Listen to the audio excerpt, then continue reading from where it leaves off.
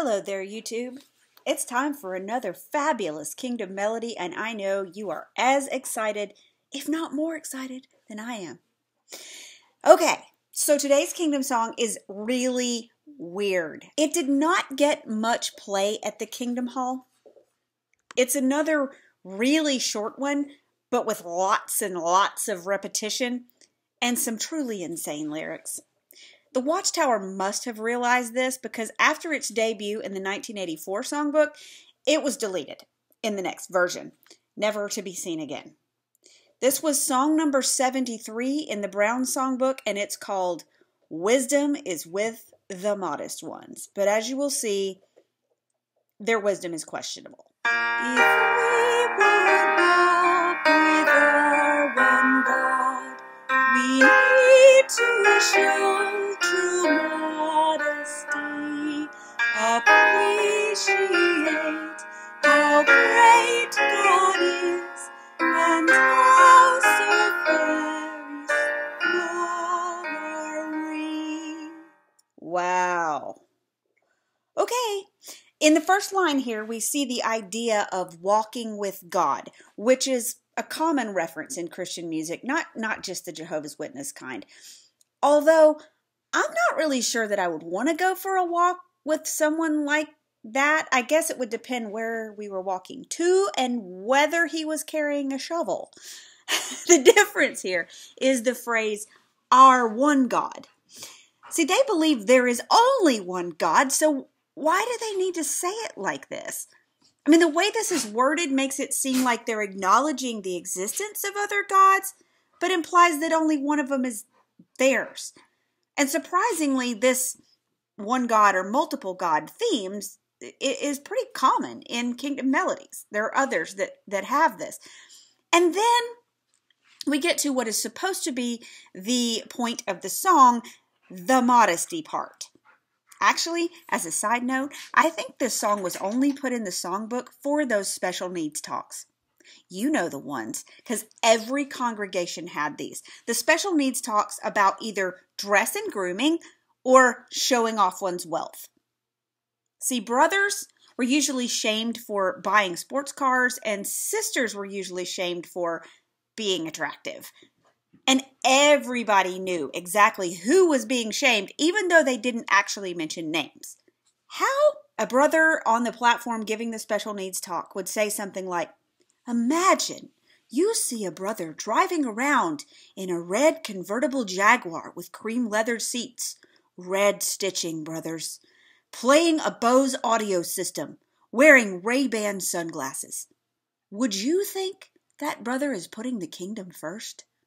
Or would you be stumbled?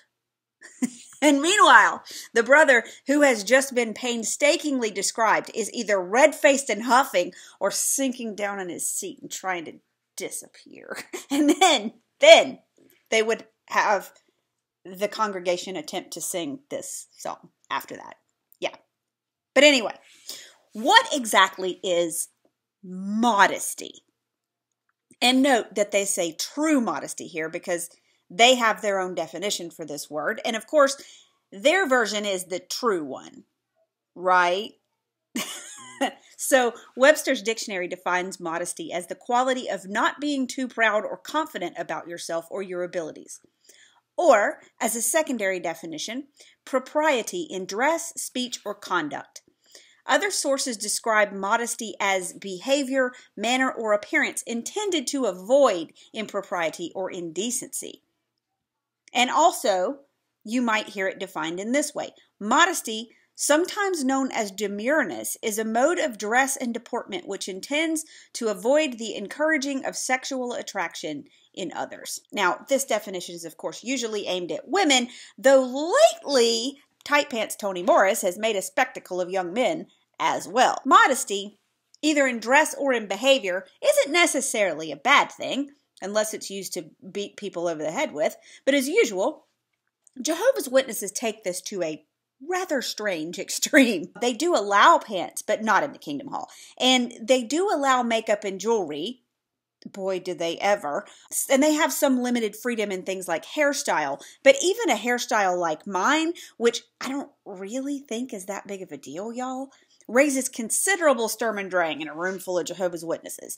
They don't encourage wearing burqas or even something like a headscarf or hijab, but they do make women put tea towels or tissues on their heads to pray if there's anyone male in the vicinity. True modesty in the Jehovah's Witness sense is actually the practice of internally, personally, like beating yourself down, instilling in yourself an inferiority complex so deep-rooted that you consider yourself less than those with higher rank in the organization. But don't worry, you're still better than worldly people, and you're light years above the disfellowshipped. And don't even consider the status of those worthless apostates. True modesty as a Jehovah's Witness means that you can be shamed and punished for literally anything you do, even if it's a conscience matter. Which really means, y'all, a conscience matter is something we can't forbid for legal reasons, but if you do it, you're going to pay. Right? Or even something that's not addressed in the literature at all, you can be punished for if someone else claims to have been stumbled by it. True modesty, if you're a Jehovah's Witness, means completely rejecting your self-esteem and your self-respect and being ultimately concerned about the opinions of others without regard to who they are or whether their opinions are any way relevant to your life. Spoiler alert, they're not. What good for nothing slaves we are, as sinful men this we admit, if we will but show modesty, how much we then will benefit. What? Yeah, you heard that right. What good-for-nothing slaves we are. We are sinners. We are groveling, pathetic, loserly sinners who don't deserve basic human respect, not even from ourselves. Who do we think we are trying to be attractive or spending our own hard-earned money on something we want and value for ourselves and our families? Who do we think we are? No. We should show true modesty in Jehovah's Witness land means we should be frumpy and cheap and lowly. Now, we all know that every congregation had at least one well-off family, and they seldom tried to hide that fact. Some congregations were all about the wealthy families, actually, trying to outdo each other. It was cultural and depended on where you were. And other congregations were more focused on shaming their sisters for any attempts at beautification. That did not, however, stop the sisters from pulling out all the stops at assembly time to display the brightest plumage for the attending Bethelites and up-and-coming elders and ministerial servant wife bait. I know, because I used to do it. But the message from the society has always been the one presented in this song. We are worthless. We should beat ourselves down, giving all of our extra time, effort, and especially our money to the watchtower instead of spending it on ourselves in any way. So, if you do buy nice things, or if you are attractive and well-dressed, you are spiritually weak and you should be ashamed.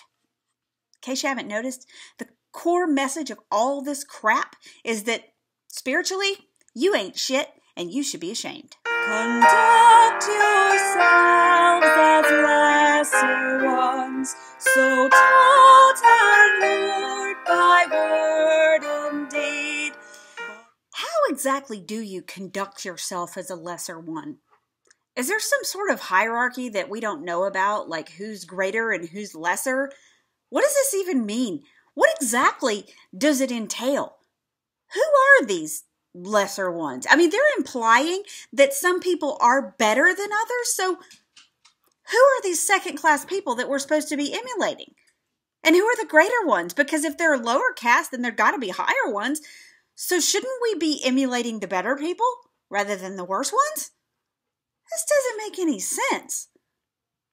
Also, I'm not sure that Jesus was actually a great example of conducting oneself as a lesser one. He did, after all, go around telling people that he was the Son of the Almighty God, and he did tell his apostles off for suggesting that the expensive oil being rubbed on his feet by a rather expensive harlot should have been sold to feed the poor. I mean, that doesn't sound very lowly and mild to me. If we're following Jesus' example here, we might be in trouble. But should we brag or get puffed up Christ's counsel we do fail to heed. This wording is so strange. They're saying that we are failing at heeding Christ's counsel if we brag or get puffed up. So, no steroids or Botox, y'all. But I heard so much bragging in car groups out in service. So much bragging from certain brothers, especially if they were single. People brag because they're insecure most of the time, right?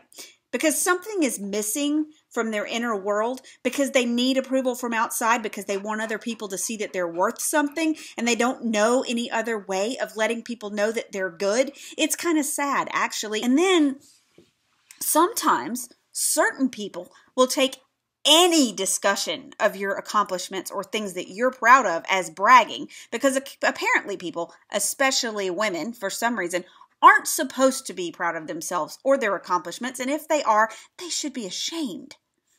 I'm actually sensing a theme here.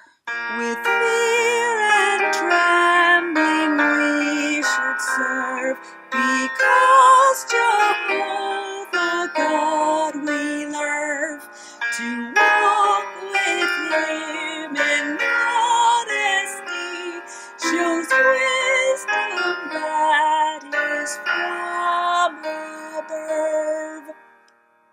I couldn't help it. You know, listening to this, is it any wonder that Jehovah's Witnesses give such heinously wrong advice to victims of domestic violence? That is, serve with trembling and modesty because you might convince your abuser through your abject submission to stop beating you? Y'all, this is not love. Love and fear are not really compatible. You don't serve someone with fear and trembling as a result of love. You'd only do that if you were terrified of the person, or the God, as the case may be, and not because you love them. So you know what this verse means, don't you? It means you're expected to be a slave, a lesser being, covered up completely and walking a few steps behind your master, and this is somehow to be construed as wisdom? Bitch, please. This is abuse, pure and simple. Is anyone surprised?